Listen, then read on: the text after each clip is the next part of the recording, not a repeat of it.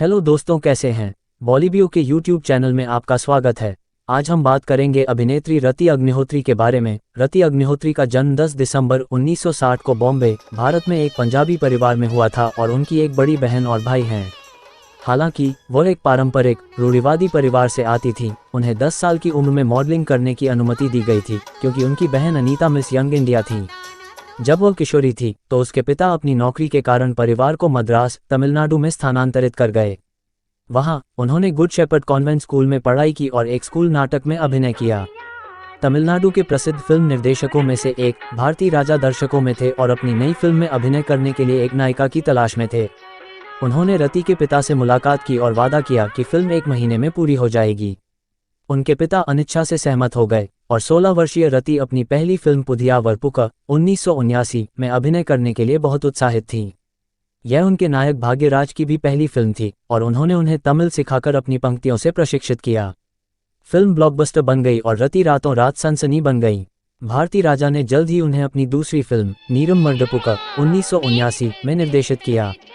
भले ही वह पंजाबी थी, दक्षिण भारतीय दर्शकों ने उसे ऐसे अपनाया जैसे वह वास्तव में उनमें से एक हो और उसने खुद को दिल से तमिलियन और मद्रास को अपना घर कहकर इस भावना को व्यक्त किया।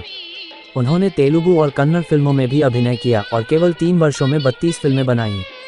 उन्होंने कमल हासन, रजनीकांत, शोभन बाबू, चिरंजीवी, विष्णुवर्धन, एन.टी. रामा राव, कृष्णा और नागेश्वर राव जैसे बड़े बैनर और शीर्ष सितारों के साथ काम किया। विडंबना यह है कि हिंदू फिल्मों में उनका प्रवेश दक्षिण भारतीय सिनेमा से उनके मजबूत संबंध के कारण हुआ। उन्होंने पहले भी एक बार निर्देशक के बालचंदर के साथ काम किया था और कई दक्षिण भारतीय फिल्मों में कमल हासन की नायिका रही थी। इसलिए जब उन्होंने अपनी तेलुगु ब्लॉकबस्टर मारोचिरित 1979 के हिंदी रीमेक के लिए उनसे संपर्क किया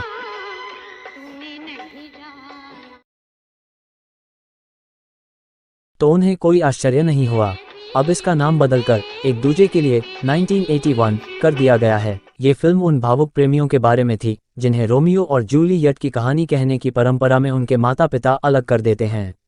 यह 1981 की सबसे ज्यादा कमाई करने वाली हिट फिल्म बन गई और इसने दक्षिण भारतीय फिल्म उद्योग के 5 सितारों को हिंदी फिल्मों में पेश किया। निर्देशक के बालचंदर, नायक कमल हासन, नायिका रति अग्निहोत्री, सहायक अभिनेत्री माधवी और पार्श्व गायक एस.पी. बालासुब्रमण्यम।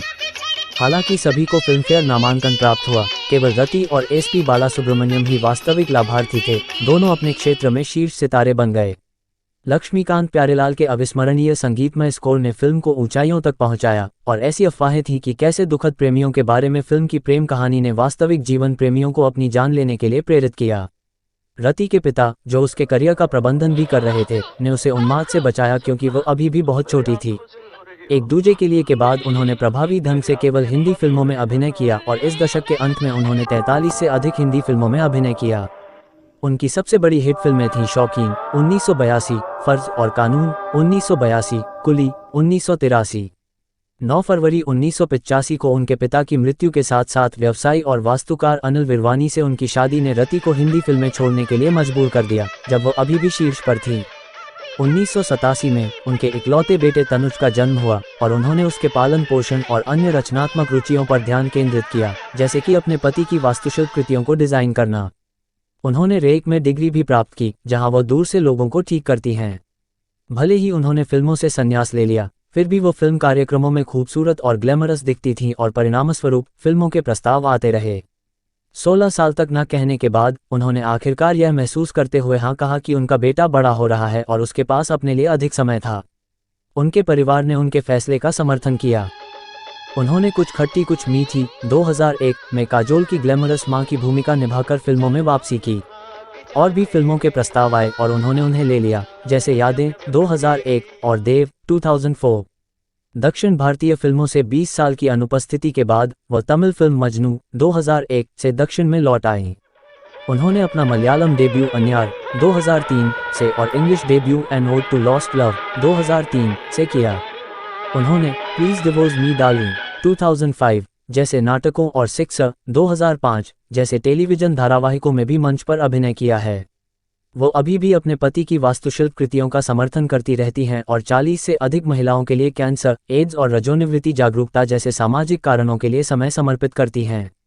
2010 में उन्होंने एक अभिनेता के रूप में फिल्मों में प्रवेश करने के अपने बेटे तनुज विरवानी के फैसले का समर्थन किया। 1986 में रति अग्निहोत्री और अनिल विरवानी ने एक बेटे का स्वागत किया, लेकिन बच्चे के आने के बाद भी रति और अनिल के बीच रिश्ते नहीं सुधरे और रति को 30 साल तक घरेलू शोषण का शिकार होना पड़ा। 2015 में वह अपने पति से अलग हो गई। वीडियो पसंद आया तो लाइक शेयर कीजिए, कमेंट कीजिए। अगले वीडियो में फिर मिलते हैं कोई नई जानकारी के साथ। जय हिंद दोस्तों।